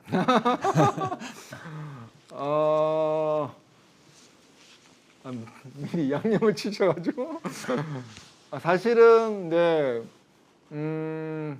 저는 원래 여러 가지 뭐 국어교사도 꾸미고 했지만 원래 영화를 만들고 싶어서 이쪽을 공부를 했었고요. 그리고 이제 그런 문화적인 거를 많이 하다 보니까 뭔가 시나리오를 쓰고 소설을 쓰고 시를 쓰고 이런 꿈은 있었고요. 그리고 제가 책을 쓰는데 망설였던 건 뭐냐면 저도 장애인분한테 이런 책 써봐라 저런 책 써봐라 기획을 했기 때문에 뻔한 대학교 나온 장애인 대학생 한국에서 어떻게 비춰질지 뻔하잖아요. 장애인 부모님들은 너는 머리가 되니까 그죠? 너니까 이런 얘기 들었고 또 그게 뭐 비장애인들한테는 그래 대견하다 멋있다가 되지만 장애인들한테는 과연 그럴까? 그리고 작품 세계에서도 그런 개인 에세이는 뻔하게 많잖아요. 그래서 그런 거를 안 쓰려고 발악을 하다가 이제 점점 이제 40대도 50대를 다가오니 이제 사실 50대 이상 넘어가는 뇌병변 장애인이 오늘도 장애인계 대표님께서 내성마비 쪽에서 한 명 돌아가셨지만 60 넘은 장애인이 별로 없어요. 그래서 이제 50이 가까우니까 여러분들은 잘 못 느끼셨지만 이제 노후를 준비해야 되겠다. 언제 죽을지 모른다. 침대에서 떨어져 죽을 수도 있고 폐렴 걸려서 죽을 수도 있고 언제 욕실에서 자빠져서 안녕할지 모른다. 그래서 그동안 기록해놨던 모든 것들을 좀 정리해 볼 필요가 있겠다. 그래서 페이스북에 그런 즐거웠던 얘기들을 조금씩 쓰기 시작했고요. 그리고 이걸 쓰고 언젠가는 책을 내겠지 하고 했는데 편집자님하고는 대학교 2학년 때 선배인데 대학교 때는 별로 안 친했어요. 근데 이상하게 안 친한데 계속 만나는 거예요. 오다가 다 만나고 일하다가 만나고 그리고 뭐 어디 대학 갈 때도 만나고 그리고 이 선배님께서 저의 모든 고생했던 거 돈 없어서 고생했던 거 너무 많이 알고 있는 건데 그래서 제 얘기가 재밌을까요? 괜찮을까요? 라고 물었는데 써봐라 가지고 이제 그런 동기부여가 돼서 쓰기 시작했고요. 근데 쓰니까 점점 더 괴로워지는 거죠. 내 얘기가 과연 대중들한테 팔릴 만한 이야기인가? 그냥 자조적인 이야기 아닌가? 뻔한 아침 드라마 이야기 아닌가? 그 나보다 더 힘든 사람도 있는데 뭔가 되게 잘난 척한 것 같고 그런 부담이 있었고요. 그리고 사실은 아마 편집자님 책도 나쁜 점이 없다 책처럼 막 크리티컬하고 공격적이고 사회 비판적인 책을 쓰기를 원해서 쓸지도 몰라요. 근데 저의 개인적인 것들은 꼭 장인들이 이렇게 투쟁해야 돼. 꼭 치열해야 돼. 이렇게 또 슬프고 막 극복해야 되고 막 절망적이고 막 그래야 돼. 나는 즐거웠는데, 나는 재밌었는데, 나는 신났는데, 그죠? 그래서 좀 그런 얘기를 좀 재밌게 코미디스럽게 쓰고 싶은 욕심이 있었고요. 그래서 여러분이 느끼시기는 모르겠지만 좀 영화 보듯이 화면 보듯이 책을 구성하고 싶었던 분이 있었고 최대한 부드럽게 명랑하게 재밌게 제일 중요한 건 뭐다? 재밌어야 된다. 웃겨야 된다. 신나야 된다. 긍정적이어야 된다. 그래서 개인적으로는 한가영 씨 작품을 너무너무 힘들어합니다. 너무너무 슬픕니다. MT 때 몇 번 만났는데 근처도 안 갔습니다. 저분이 아우라 있다. 내가 우울증을 해서 죽겠다. 그래서 좀 제 책은 좀 밝고 희망차고 웃기게 쓰고 싶었다. 대체 어디가 웃긴 건지 잘 모르겠어요. 안 그죠? 네. 이제 웃기진 않는데요. 되게 아름다운 대목 가지고 한 부분 제가 읽겠습니다. 114쪽인데 선생님 우리 김현 선생님 여러 만난 사람들 중에 등을 이렇게 볼펜으로 찍으면서 괴롭히는 부부가 있었는가 하면 또 뭐 슬퍼 예. 3줄 슬리퍼로 뺨 때리고 도망가는 나쁜 놈이 있었는가 하면 쓰고 나니까 이름이 기억이 안 나네. 또 되게 좋은 선생님들을 만나셨더라고요. 미술 선생님 만나신 이야기인데 제가 그 대목 좀 읽겠습니다. 네. 여전히 그림 그리기에 자신이 없었다. 조각 수업 시간에는 조각도를 잘 쓰지 못했다. 수업 시간 안에 작은 조각 하나도 맞힐 수가 없었다. 그는 단순히 이론을 알려주거나 그림 그리기로 미술 수업을 끝내지 않으셨다. 매번 수업마다 특이한 것, 새로운 걸 창조하는 것이 예술이라 했다. 주변에 가장 뻔한 것을 내가 제일 잘 아는 것을 활용하여 가장 특이하고 새로운 것을 만들라 했다. 그는 나에게 하얀 점토로 무엇을 빚어보라 했다. 찰흙보다 가벼워 내가 다루기 쉬울 거라 했다. 나는 내가 가진 것 중에서 가장 이상한 것을 빚기 시작했다. 내 몸을 빚었다. 나의 오른쪽 다리를 하얀 점토로 빚었다. 지구의 자전축보다 훨씬 기울어져 있는 내 하체였다. 처음으로 미술 최고점을 받았다. 아크릴판 위에 내 작품이 놓이고 선생님의 평가가 종이에 적혀 있었다. 유니크하고 유일하다. 예술이다. 그날 내 몸은 세상에서 유일무이한 것이 되었다. 아름답고 멋있는 예술 작품이 되었다. 내가 그리 빚었다. 아름다운 글이죠. 어디가 재밌습니까? 네, 목사님이 읽으시니까 왜 이렇게 웃으시죠? 내가 볼 때 되게 코믹한 사건이었거든요. 그때만 해도 제 기억에는 근데 목사님이 읽으시니까 되게 뭐 진중하고 뭐 감동이 밀려오고 뭐. 아무튼 되게 아름다운 책인 거는 분명하고 이게 막 슬프거나 이렇게 가라앉거나 좋은 선배 한강 씨를 못 따라가고 재미있게 잘 쓰신 책입니다. 또 질문 또 받겠습니다.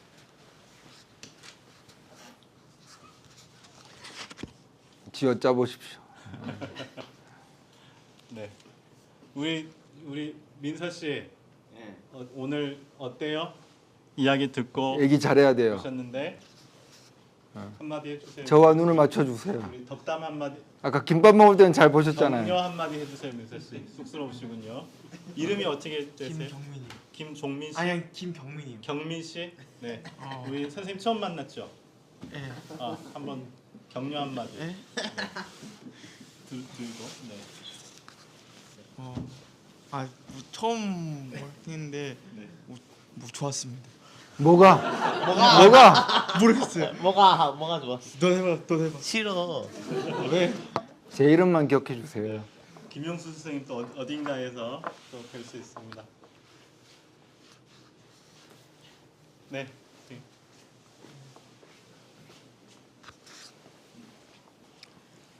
네, 별건 아니고 오늘 아마 책을 안 읽고 오신 분들도 많을 텐데 우리 김영수 작가님이 그 책에 쓰신 내용 중에 제일 재밌고 제일 소개해주고 싶은 에피소드가 있으면 이야기를 좀 풀어주시면 저희가 책 읽을 동기가 아주 많이 될 것 같습니다. 제가 아까 고백했는데 제가 책을 안 보기로 했다고 했는데 어려운 걸 숙제를. 네, 제가 제일 좋아하는 챕터는 그겁니다. 뭐 아까 전화카드 한 장도 찍어주셨고 틀어주셨고 대학 3월 1일 날 첫날에 기억들의 에피소드가 많잖아요. 사실은 그 3월 1일 날 그 사건, 대학 첫 동기들이 환대해줬던 그 사건, 그게 제 인생에서 가장 큰 전환점이 됐던 것 같고요. 물론 그 전에도 좋은 사람이 있었고 좋은 환대를 받고 좋은 선생님 만났지만 그렇게 한꺼번에 짧은 시간 내에 몰아치듯이 환대받는 건 첫 꿈이었거든요. 아마 그때 받은 에너지로 그 뒤에 수없이 등짝이 꽂히고 소금이 뿌려도 견딜 수 있었던 것 같고요. 그래서 그 에피소드가 제일 기억에 남고요. 원래 그 대학 서울역에서부터 대학 입학 때까지 에피소드 쭉 이어지잖아요. 그래서 저는 특히 이 시기가 되면 굉장히 마음이 좀 짠합니다. 저한테는 뭐 대학교 얘기를 많이 쓰긴 했지만 신입생 오리엔테이션 한 경험이 없어요. 신입생으로서. 그래서 신입생 OT를 간다 그러면 벌써 마음이 싱숭생숭합니다. 왜? 저는 OT 다 끝나고 아무것도 모른 채 3월 2일 날 바로 등교했기 때문에 누군가 신입생 OT 간다 그러면 그냥 그때부터 뭔가 이룰 수 없는 짝사랑을 하는 느낌이기도 해요. 근데 지금 한창 OT 가는 그런 시기잖아요. 그래서 저는 매년 3월 2일만 되면 그때 쓸쓸하게 학교 교정 올라갔던 그때 계속 하면서 이제 그때까지는 암흑기였는데 3월 1일 첫 강의 들어갈 때는 뭔가 대단히 밝은 그런 느낌이 있고요. 그리고 근데 이제 그러면서 MT를 갔는데 이제 첫 MT 간 날 장애 노영상 최정환 씨가 길에서 노제하시고 갑자기 처음 봤던 막 제루탄 터지고 막 이런 거 보면서 이 나라가 왜 이래? 왜 민주나라 국가인데 가는 길을 막아? 막 이런 그 문화적 충격. 요 대학교 나올 때 추억들이 가장 저한테는 진한 추억이고요. 그 다음 사건은 아마 저희 운전사부도 계시지만 운전이 아닐까. 그래서 제 차 번호도 약간 그 뭔가 권력이 있었거든요. 종로 그 자동차 등록소에 학교 후배가 일하고 있었어요. 그런데 제가 첫 차 등록하러 간다니까 형 내가 뭐 하나 줄게 원하는 번호를 불러봐 그 정도 해줄 수 있어. 그래가지고 제가 제일 저한테 인생에 대해 중요한 시기 1995년 1995를 해서 그래서 오늘 북콘서트 할 때가 2025년이잖아요. 30년째 되는 날이어서 여러 가지로 올해가 기억이 남고요. 최근 들어서 제가 모교에 가서 신입생들한테 특강을 했는데 이제 도저히 못하겠더라고요. 내년부터는 그만해야 되겠다. 왜? 25학번인데 9학번이 앞에서 대학교 생활 이렇게 해라 저렇게 해라 막 강의했는데 어떤 친구 끝나고 우리 아버지가 동창이라고 하시던데요. 완전히 그 소위 말로 꼰대된 느낌 있잖아요. 이제 다시는 못하겠다. 지갑만 던지고 와야 되겠다. 그게 제일 시기고요. 그래서 모르겠어요. 제 기억에는 그렇게 물론 어려움이 있고 차별이 있는데 그 기억이 크게 장하고 있지 않는 느낌.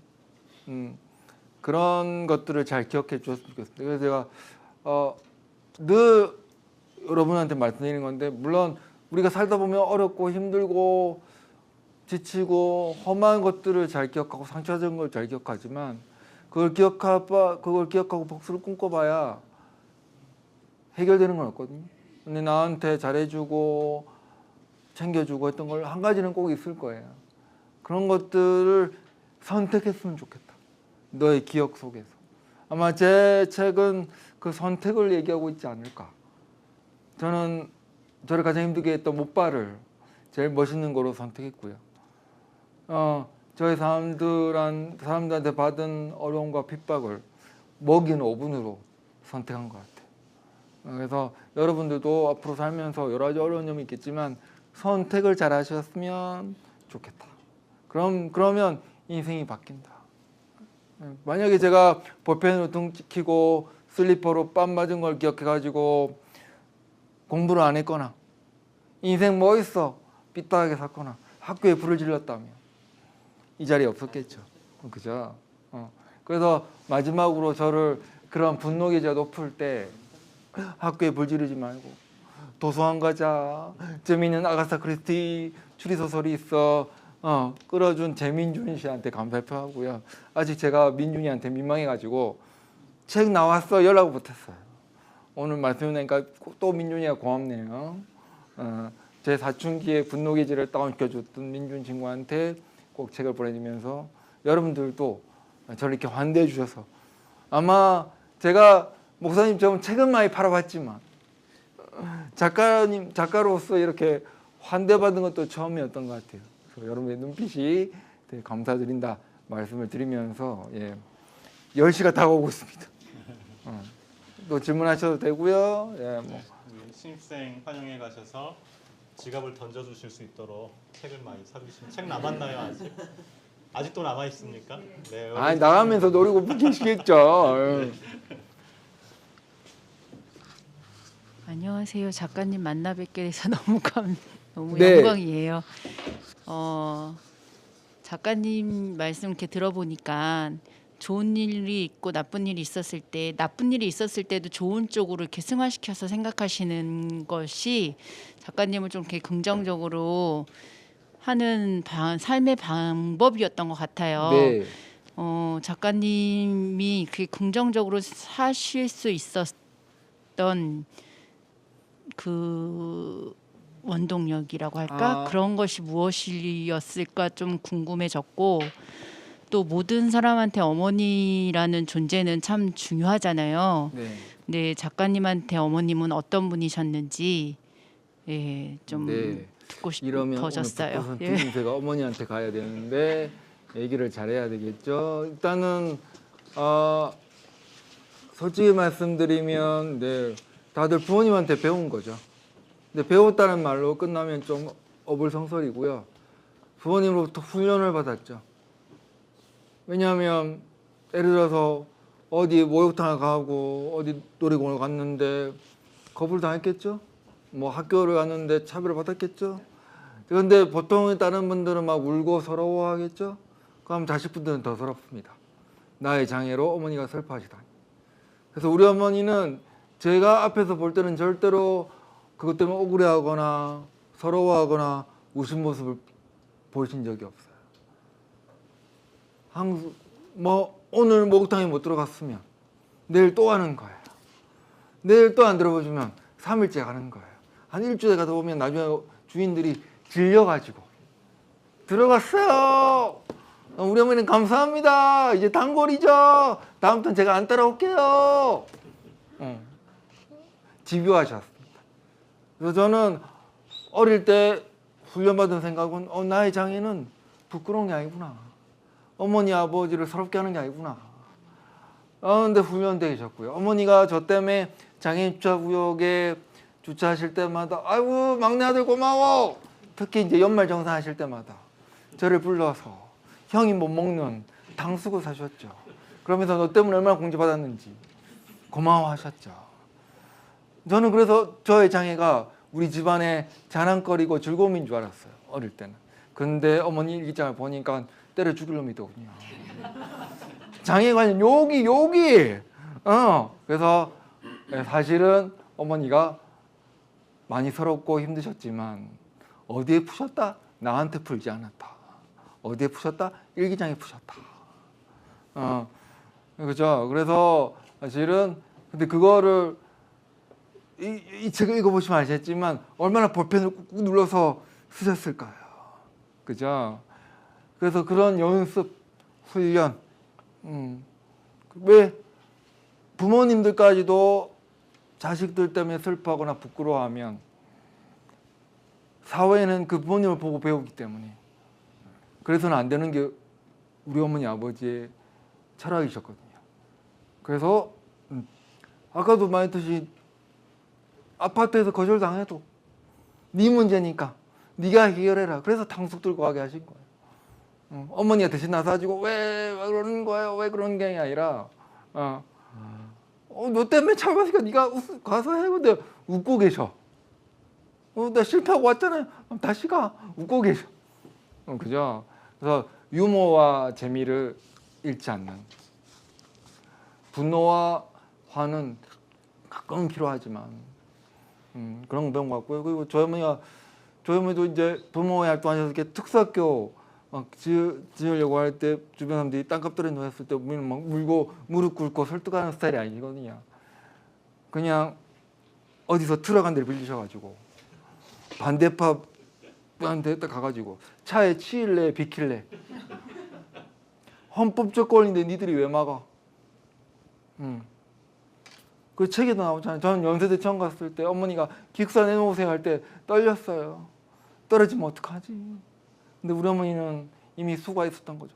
등록금 냈다. 이제 너희 학교 학생이라 책임지라.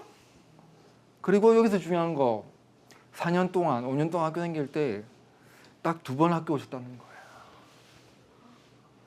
학교 직원도 알아요. 저 새끼는 엄마 아빠도 책임지지 않는다. 우리가 책임져야 된다. 뭐 우리나라 그렇잖아요. 뭐 엄마가 업어서 키웠고 책임져야 되고 뭐 통합교육도 해야 되고 엄마가 뭐 해줘야 되고 저희 주변에는 저희 엄마 아빠에 대해서 기대하지 않습니다. 왜? 다른 대학교 중증장애인들은 엄마 아빠 이사하고 와서 도와주고 활동 지원 다 하고 우리 어머니는 안 오시거든요. 학교에서도 안 오겠다고 선언했거든요. 선언하면 안 오시거든요. 사람들 인식이 뭐냐면 저 사람은 엄마 아빠가 도와줄 리가 없으니까 근데 우리 학교 학생이니까 죽이면 안 돼. 살려야 돼. 그러니까 우리가 책임져야 돼. 이런 생각을 하시거든요. 그래서 저를 막 사회에 재미있게 내던져주셨죠. 근데 그건 연습이 필요하다. 뭐 대본이 필요하다. 그래서 맨날 어떤 말 듣고 와서 기분이 나빠. 그럼 이거 어떻게 재미있게 반박할까? 저랑 작전을 짜는 거예요. 제일 재밌는 게 이런 겁니다. 이제 지금도 그렇지만 목사님이 있으니까 이런 얘기가 좀 그렇긴 한데 어디 가면 꼭 얼마 전에도 있었어요. 캐트 타고 가는데 저기 전도사님께서 성경책 들고 저한테 하고 오세요. 이미 마음의 준비를 했어요. 옆에 앉아가지고 저의 손을 쭉 잡으면서 자매님 교회 나오면 장애가 나아요. 걸어 다니실 수 있습니다. 옛날에는 어머니가 치료비나 주이소 안 나아요. 이랬거든요. 그러니까 싸우면 되잖아요. 그러면 저희 어머니가 작전을 바꿨습니다. 아버님이 목사예요. 기도빨이 약했나 봐요. 그러면 이제 전도사님이 아무 말도 못하고 웃으면서 물러가시잖아요. 그런 것들을 그냥 마음만 먹어서 되는 게 아니고요. 개발을 해야 된다. 작전을 짜야 된다. 그래서 그런 것들 밥 먹고 맨날 둘이 앉아가지고 식당에서 소화밥인 줄 알고 홍해 가리듯이 갈리면 네가 어떻게 해라. 그럼 제가 살짝 가서 제가 내차셨다면 소화밥인 줄 알고 저녁 줄 알고 다 홍해 가리듯이 사람 갈렸거든요. 그럼 제가 옆에 싹 자가지고 저 소화밥이 아니에요. 전혀 안 돼요. 앉아 먹어요. 네가 웃으면서 얘기해야 돼. 어머니가 맨날 뒤에서 작전을 짜고 저를 막 시키셨어요. 중요한 포인트 뭐? 웃으면서 그래. 연습 웃으면서 앉아 먹어요. 그리고 뭐다 타이밍이 중요해요. 이미 당하고 나서 당하면 밤에 잠이 안 오고 화가 나잖아요. 그러면 병 생기거든요. 그런데 뭔가 차별받은 언어를 들었을 때 응대하면 있고 없잖아요. 그죠? 그래서 뭔가 응대하고 대응할 때 중요한 것보다 타이밍을 놓치면 안 된다. 그래서 우리 어떤 헬스장 갔는데 어떤 커피숍 갔는데 어떤 놀이공원 갔는데 차별할 것 같아. 시나리오를 다 짭니다. 시나리오를 다 짜놓고 차별 안 당하는 구조를 만드는 게 중요하다. 그런 연습을 그래서 제가 그냥 마음만 먹고 좋은 마음으로 사세요. 의지를 가지세요. 생각을 바꾸세요가 중요한 게 아니라 연습과 훈련과 작전이 필요하다. 쉬운 말로 뭐 밀당이 필요하다. 근데 제가 많이 해보니까 제일 좋은 건 뭐다? 웃는 얼굴에 침 못 뱉더라. 그죠? 화내고 싸워봐야 아무 소용 없더라. 그런 말씀을 드리고 싶은데 또 이러다 강의가 될 것 같아요. 부목이 될 것 같아요. 네, 시간이 제법 많이 가고 있는데요. 한 분만 더 받으면 어떨까요?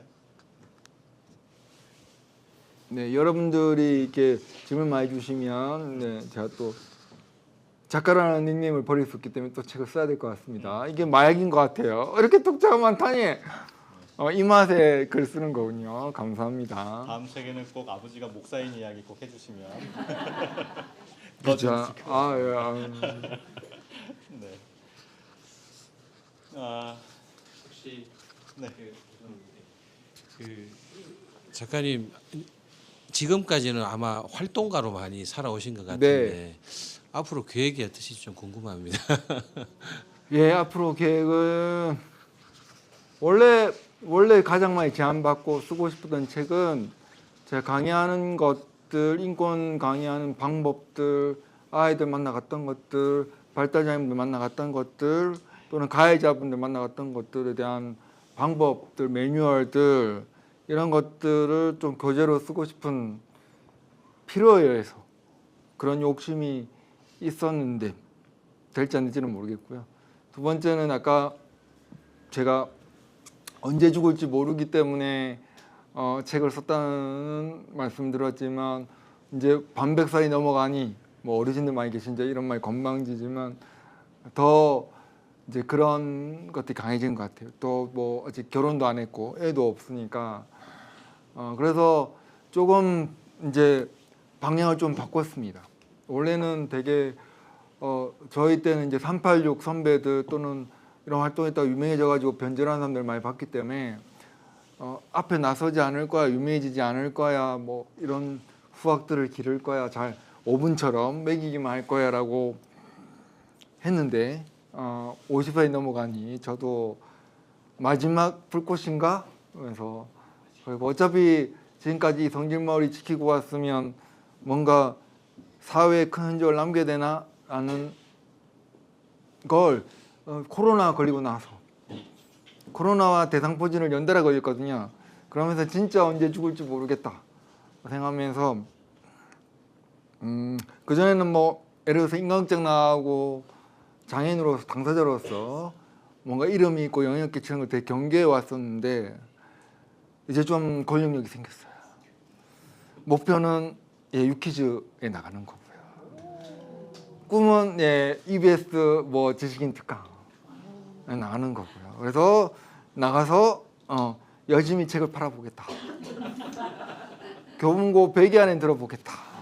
그리고 나는 나쁜 양이고 싶다. 저 제목의 카피에 대한 저작권을 찾아보고 싶다. 그래서 나는 여전히 나쁜 양이고 싶다라는 책을 쓸까? 나는 책 쓰는 욕심과 함께 이제 뭐 욕을 먹든 안 먹든 우연치 않게 제가 총선 때 그냥 정치인 이준석 씨가 장애인 혐오하는 걸 듣고 열받아 가지고 너만 학벌이냐 나도 학벌 있다 그래가지고 그냥 비례대표 나간 적이 있거든요. 장애인 비례대표 말고 딴 그냥 시민 대표로. 그래서 떨어졌지만 제가 박찬진 씨라는 유명한 그 대한항공 사무장님보다는 높게 문자를 받았더라고요. 그래서 요즘에는 정치계에 발을 한 발 들이고 있습니다. 그래서 꼴통 국회의원이 한번 돼볼까. 그래서 꿈은 국회의원이 되는 순간 발달장애인 바리스타 분들 카페 커피차를 불러서 국회의원 300명한테 발달장애인 내려주는 커피 딱 먹이고, 그죠? 그러면서 국회 장애인 보좌관으로 장애 유형별로 중증, 자폐, 다운 다 골라가지고 비서관 이런 것들 고용하는 게 제 꿈이고요. 어차피 전 지역구로 나올 게 아니니까. 그래서 첫 번째 목표는 뭐다? 유명해지자. 꼴통으로 유명해지자. 근데 유명해지면 저도 모르겠어요. 변절할지. 돈 맛을 알아가지고 돈 많이 벌고 나도 뭐 이상한 유흥에 빠지고 남의 돈 받고 이럴지는 모르겠으나 지금 제가 여기서 얘기했기 때문에 유튜브에 올라가기 때문에 박제가 되겠죠? 못할 것 같아요. 네, 그래서 그런 이상한 야망을 제가 대상포진 걸리고 코로나 걸려서 골골하면서 그리고 더 이상 이제 어디 가서 농성하고 지하철 맞고 이게 체력적으로 안 되니까 그래서 좀 더 그런 꿈을 갖고 있고요.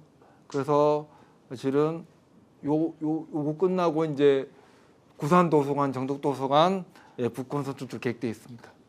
제 꿈은 교보문고에 제 돈 들이지 않고 교보문고에서 초빙대에서 하면 어떨까 하는 꿈도 있습니다. 그래서 여러분도 혹시나 기회 되시면 오시라 말씀드리고 싶고 혹시나 방송 계획이 있으면 적극적으로 밀어주시죠. 원래 이런 얘기도 안 하는데 오늘 마음 먹고 하기로 했습니다. 그래서 그런 계획이 있고요. 그래서 그런 야망이 될지 안 될지는 모르겠어요. 지금 야망은 그냥 고향이 직사되는 것도 꿈입니다. 지금 작전 짜신 거 아니세요? 아니. 네, 유퀴즈의 그리고 교보의 유명 강사로 이미 세바시의 강사이시고요. 아마 23대 국회가 우리 김영수 선생님 23대인가요? 네, 아주 들썩들썩 할 것 같습니다. 벌써 한 30분 얻은 거죠? 문자 투표 안 할 것 같아요. 이번에 뭐 계엄이 잘 됐으면 국회 빨리 해산하고 이번에 들어가실 수도 있었는데 좀 늦었고요. 탱크에 깔릴 뻔했어요. 23대 때 뵙겠습니다. 네. 또 진짜 마지막 하나만 받고 우리 선생님 같이 사진 찍고 이렇게 서명 사인해 주시고 네. 이렇게 하면 어떨까 싶은데요. 정말 마지막 한 가지. 뭐 인쇄는 네. 얼마 받나 이것도 괜찮아. 네. 네. 질문을 해야 되나 말아야 되나 엄청 고민하다가 진짜 마지막이라고 해서 기회를 놓치기 싫어서 마이크를 잡았습니다. 제가 형수 선생님을 만난 거는 2015년도부터 만났고요. 맞죠? 네.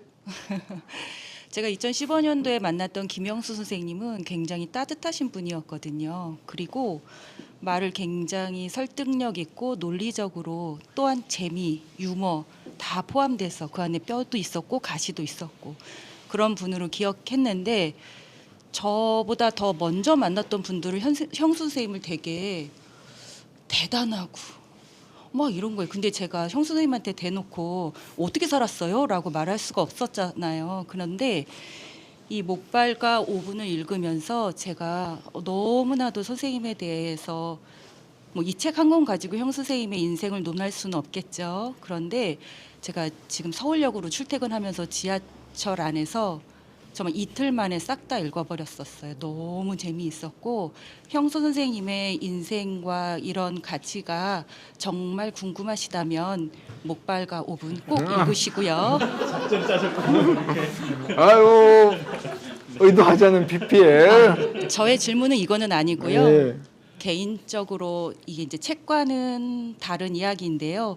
제가 형수 선생님 2015년도에 만나서 어디였는지 기억은 모르겠지만 커피숍에 같이 간 적이 있어요. 여러 분들과 함께. 네. 근데 제가 선택 장애가 있어서 커피를 못 고르니까 형수 선생님 갑자기 예가체프를 딱 고르시는 거예요. 네. 그래서 제가 살짝 물어봤어요. 쌤, 예가체프가 뭐예요? 그랬더니 그거 커피에 대해서 설명을 해주셨었거든요. 그래서 제가 어디를 가면 커피에 대해서 제 굉장히 문외한이지만 자신 있게 예가체프를 시킵니다. 네. 지금 현재는 어떤 커피를 마시고 있는지 설명해 주시면 제가 다음 모임에는 그 커피를 주문하도록 하겠습니다. 아, 저도 커피를 잘 모르기 때문에 제가 먹어본 것 중에서 가장 맛있는 커피가 에가체프여서 같은 토끼시티여서 좋아하겠지 하고 지른 거고요. 그리고 원래 제가 밖에 나와서 그냥 습관적으로 고르는 거는 카푸치노예요. 왜 그러냐면 집에서 만들어 먹기 힘들거든요. 집에서 만들어 먹으면 뭐다? 예, 작업치료다. 허벌나게 저어야 된다. 그리고 맛이 오지게 없더라. 하는 거고요. 근데 이제 그 선생님 만날 때만 해도 여유가 있고 시간이 많고 체력이 돼서 내려먹는 에가체프 먹어요 이랬는데요. 이제는 설거지하기도 싫고 내리기도 싫고 캡슐 커피가 만땅이다. 그래서 1, 2커피를 주로 애용하고 있고요. 예, 그렇습니다. 그래서 그거에 대해서 많은 분들이 똑같은 말씀하셔서 맞아요. 20대, 30대 활동했던 저를 본 사람들은 굉장히 저를 날카롭고 포악하고 잠도 안 자고 맨날 애들 끌고 다니고 감옥 가자 이런 스타일로 기억을 하더라고요. 그래서 사실은 활동했을 때 나와 그냥 개인의 나가 그런 것들 때문에 되게 힘들어서 책에도 나와 있지만 아일랜드로 도망갔던 거고요. 근데 지금 그거를 그래서 그거의 원인을 찾기 위해서 아일랜드 가서 나는 왜 그럴까 했더니 이제 그래서 MBTI하고 여러 가지 심리 검사니까 내가 일에 빠져 있고 일에 빠져 있을 때는 결과를 중시하고 뭔가 해결을 중시하고 그리고 내가 가장 두려워하는 건 실패고 무능력하다는 얘기 듣기 싫어서 이기고 싶어서 그런 포악한 성질을 내는구나. 그리고 일을 하거나 상태가 나빠지면 그런 버릇들이 가차없이 드러나는구나. 하지만 같이 함께하는 사람들은 그런 사람도 있지만 안 그런 사람도 있으니 좀 그 안 그런 사람들을 미워하지 않는 연습. 그리고 제일 중요했던 거는 저를 안 미워하는 연습을 했던 것 같아요. 그래서 제일 많이 했던 게 그런 거였어요. 내려놓는 거였어요. 제일 많이 제가 습관적으로 했던 거는 네가 없어도 동아리도 잘 운영될 거고 사회 문제도 잘 해결될 거고 시설 비리도 없어질 수 있으니까. 그래서 제가 웃으면 맨날 했던 게 네가 없어도 지구는 돌아. 네가 다 하려고 하지 마. 하는 거였고 그리고 오래 가야 돼 이런 거였고 그리고 지금 내가 이렇게 포악하고 해서 실수를 많이 해도 다음에 더 친절하면 돼. 다음에 더 잘하면 돼. 라고 하려고 노력했던 것 같아요. 지금도 많이 부족하지만. 그래서 지금도 어떤 소중한 사람 만날 때는 얘기합니다. 아마 쌤한테도 얘기했을 거예요. 같이 일하지 맙시다. 같이 일하면 등 집니다. 상처받아요. 우리 밥 먹을 때 커피 먹을 때만 만나요. 같이 일하지 말아요. 그리고 같이 일하는 사람 중에는 이런 성질을 잘 알아서 내가 포악하게 굴더라도 전혀 상처 안 받고 나는 잔다. 넌 일해라. 나는 맛있는 거 먹으러 간다. 너는 밤새서 일해라 해도 되는 사람들만. 그리고 제가 막 이렇게 달리잖아요. 애들 막 괴롭히고 그럼 뒤에 와서 야 애들 밥 먹여야 돼. 지금 너만 성질 내고 있어. 라고 얘기해 주는 사람을 주변에 두는 거를 연습으로 많이 하고 있고요. 그리고 마지막으로 여러분들이 사주는 책의 인쇄의 10%는 제가 하고 있는 이런 활동에 도움이 되고 공부하기 힘들어하는 후배들을 위해서 등록금으로 쓰일 예정입니다. 벌써 1호 장학생이 등장을 해서 방송대 청소학과에 들어가셨고요.